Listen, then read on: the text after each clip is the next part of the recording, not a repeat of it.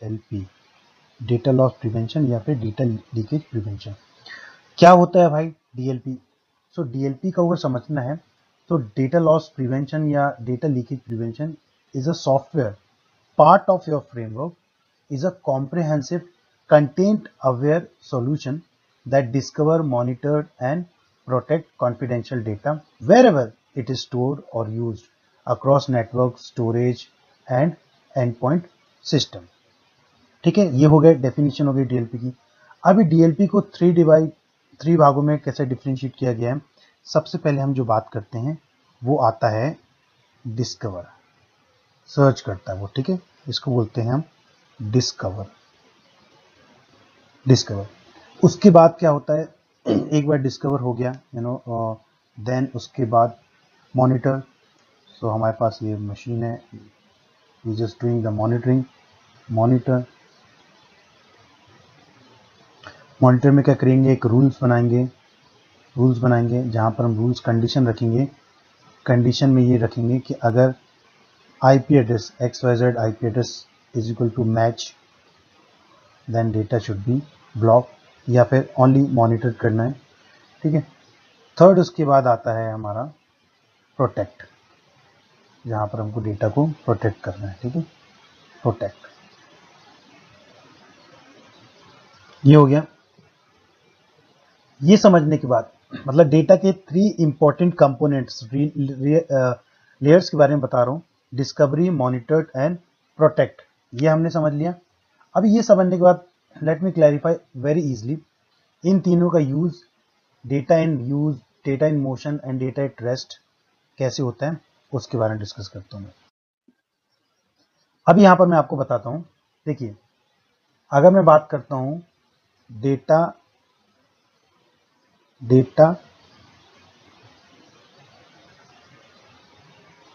In use, क्या समझते हो डेटा इन यूज का मतलब से?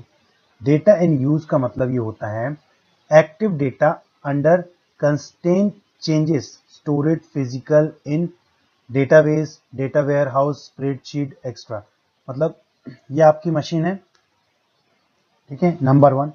ये आपका लैपटॉप हो गया, स्टोरेज हो गया, ठीक है, और आपकी एक्सेल फाइल्स वगैरह हो गई।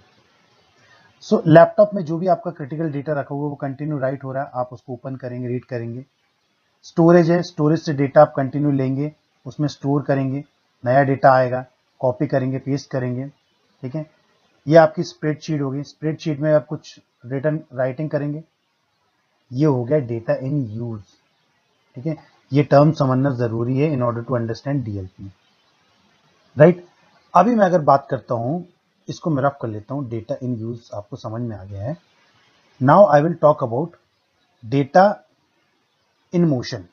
ओके, मोशन से ही समझ में आ रहा है डेटा इन मोशन, मतलब I am talking about data that is travelling a network और temporarily residing in computer memory to be read और अपडेटेड, राइट।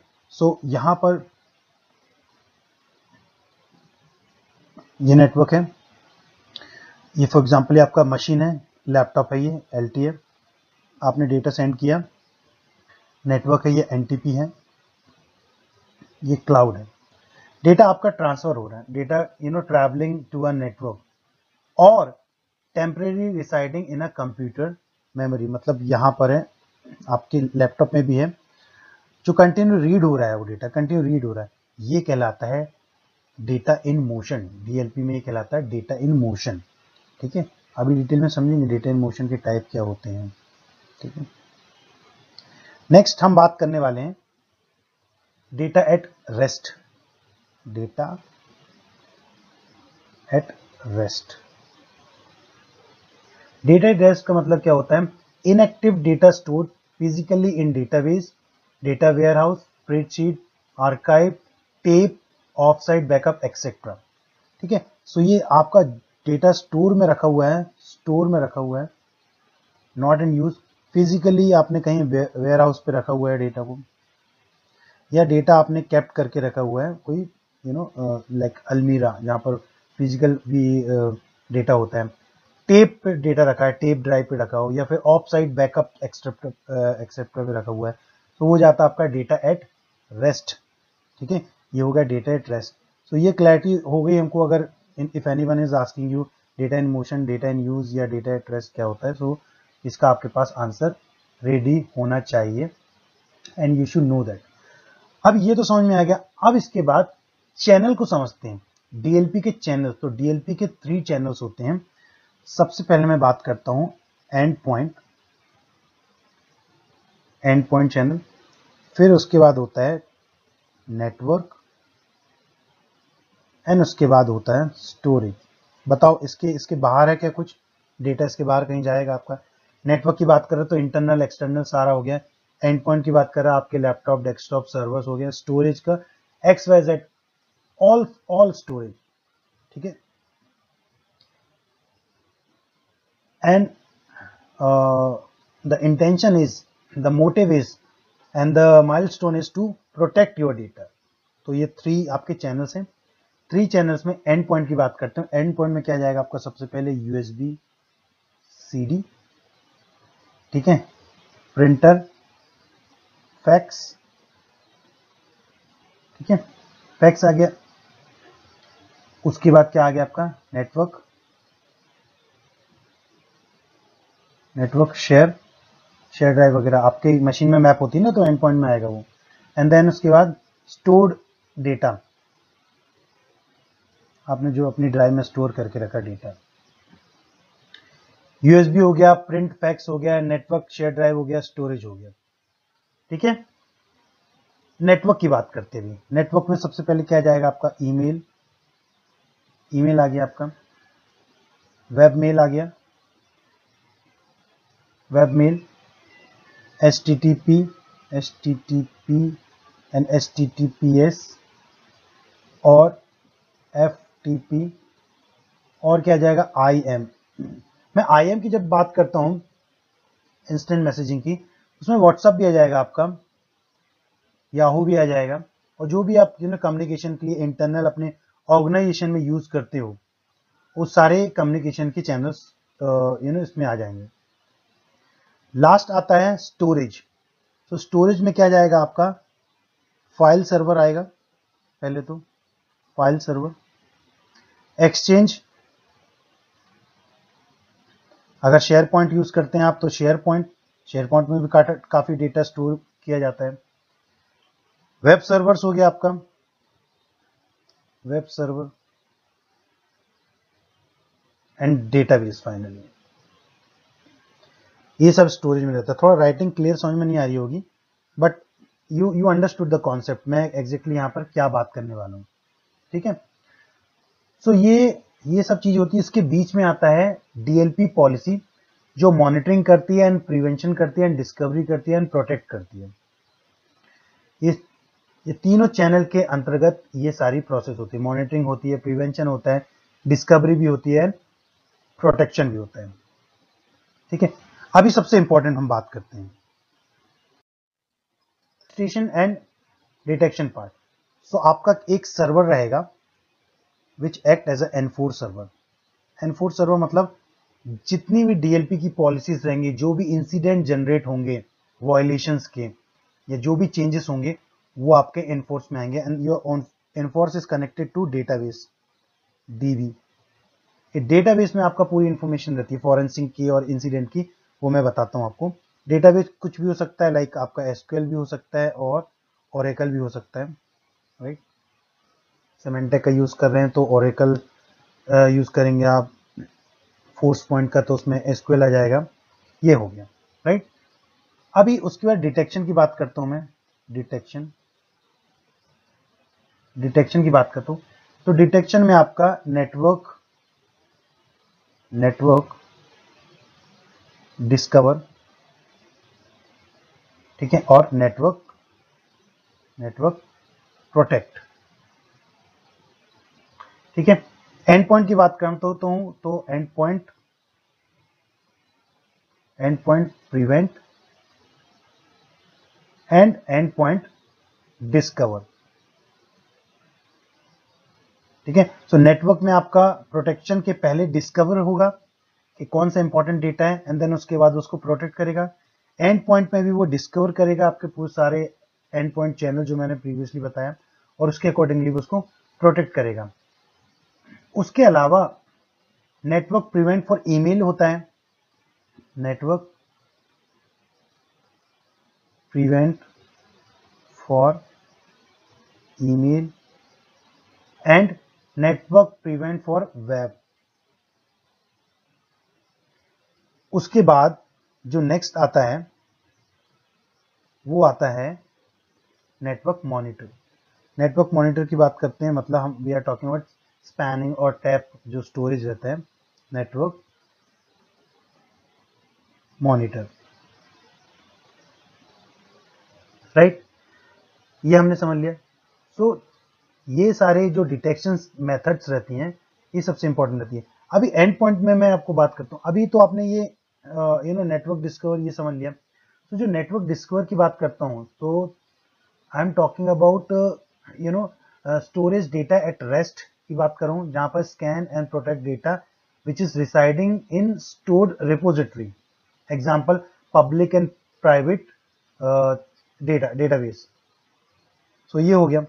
उसके बाद अगर मैं एंड पॉइंट की बात करता हूँ, तो जितने भी आपके एंड पॉइंट एसेट्स रहते हैं, लैपटॉप हो या डेस्कटॉप हो या सर्वर हो, वहां पर क्या करता हूं मैं, डीएलपी जो भी यूज करेंगे उसका एक एजेंट इंस्टॉल करूंगा मैं, एक एजेंट जिसको बोलेंगे डीएलपी एजेंट, जो एक्ट करेगा एज ए स्कैनिंग सारी information, it will monitor the complete mechanism running inside your machine and share that information to enforce server to generate the incident if anything is it matches the criteria which you have set in the data classified and DLP, so uske accordingly wo generate karega. So endpoint it's critical, it plays a very important role, endpoint prevent, जहां पर आपके agents install रहते हैं। सो ये and points का हो गया। वैसे ही जो नेटवर्क प्रिवेंट फॉर ईमेल है, नेटवर्क प्रिवेंट फॉर ईमेल वो क्या करेगा, वो आता है डेटा इन मोशन में आता है, data in motion over like internet, IM, FTP और एप्लीकेशंस एक्सेप्टर में आपका आ जाता है, ठीक है। सो ये आपको क्लियर हो गया। उसके बाद अभी मैं आपको नेक्स्ट बताता हूं, let me rough it. So hope ये आपको कॉन्सेप्ट क्लियर हो रहा होगा। अगर ये कॉन्सेप्ट आपको क्लियर हो गया, देन डीएलपी इंस्टॉल करके पॉलिसीज क्रिएट करना बहुत आसान हो जाएगा, and then you are good to go in data loss prevention. Alright, so अभी मैं बात करता हूं, जैसे मैंने अभी बताया कि आपको एंड पॉइंट डीएलपी में virtual desktop, removable storage, web apps, desktop, and point, network, cloud and storage, ये चार जो चैनल्स रहते हैं डीएलपी का पार्ट रहता है। एंड चारों चैनल्स में डिफरेंट डिफरेंट टाइप्स होते हैं। जैसे एंड पॉइंट में तो एंड पॉइंट डीएलपी की जो मैंने बताया आपको, डेस्कटॉप में होता है, स्टोरेज में होता है, वेब, वो सब चीजें रहती हैं। उसके बाद when we understand the pattern, right, so pattern matching, जब आपने डीएलपी कॉन्फ़िगर कर लिया, सब कुछ रेडी हो गया, उसके बाद आपके पास डेटा क्लासिफिकेशन भी रेडी है, तो आप क्या करेंगे, पैटर्न मैचिंग पे हम बात करते हैं। सो क्या जनरली क्या होता है, the basic premises is understand, basically we need to understand the difference between content awareness and context, right? So मैंने ऑलरेडी बताया, कंटेंट मतलब particular, we are talking about the dictionary, particular keyword we are talking about, और context anything other than content, we are talking about that. Now but फिर भी आपको मैं बता देता हूँ, कंटेंट अवेयरनेस जो होती है, this that involve capturing the involve and analysing the content, while the context जो रहता है includes outside factors like size, format, header, etc. ये सारी इंफॉर्मेशन रहती है उसमें। So the science behind the core protection of DLP system are regular impression, usually refer as a DJX, ठीक है। सो ये पैटर्न मैचिंग में आ जाता है। अब पैटर्न मैचिंग में भी क्या रहता है कि अलग अलग चीजें रहती है। कैसा पैटर्न रहेगा आपका, फॉर एग्जांपल की बताता हूँ, जैसे SN सीरियल नंबर, तो सीरियल नंबर आपका 1 2 X N ये एग्जैक्टली अगर मैच करता है देन आपको यू हैव टू ब्लॉक, अगर ये मैच नहीं करना है तो आपको ये अलाउ करना है, राइट।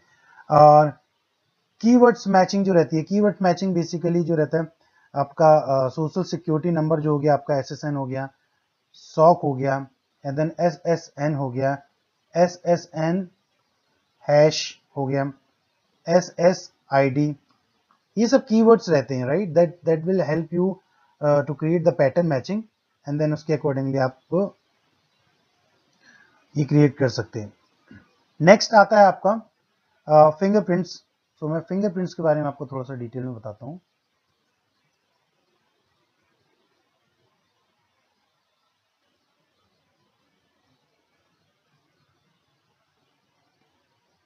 Fingerprints, right. सो फिंगरप्रिंट से बात करते हैं, फिंगरप्रिंट प्रिंटिंग जो होती है is perform by algorithm that map such data such as document and file to shorter text string. So these fingerprints are unique identifier for their corresponding data and file, much like human fingerprints रहते हैं, right? So document fingerprint printing की बात करते हैं is especially useful for identify sensitive data within form including, जैसे मैं बात करूं government form such as text document हो गया, HIPAA and other regulatory compliance form हो गया, employees documentation form used by financial and human resources, other proprietary form such as customer order forms, ये सारी डिटेल्स होगी।